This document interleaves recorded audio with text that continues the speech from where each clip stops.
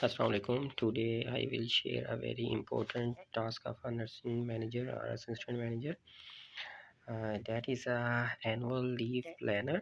और साल के स्टार्ट के अंदर एक लीव प्लानर शेयर किया जाता है स्टाफ के साथ, ताकि वो अपना टेंटिव प्लान दे दे कि किस मंथ के अंदर वो लोग अपनी लीव्स करेंगे।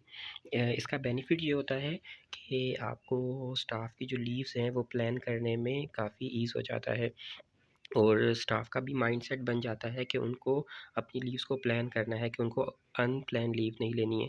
ये मैंने एक एनुअल लीव प्लानर की शीट बनाई है, जिसमें आप देख सकते हैं कि स्टार्टिंग में मैंने नेम लिखा है, unit name, head nurse name, और यहाँ पर स्टाफ के नेम आएंगे और एम्प्लॉय नंबर, देन फिर आगे 12 मंथ हैं, और इसके अंदर जो एम्प्लॉय है वो अपनी लीव्स मेंशन कर सकता है। That is a tentative plan.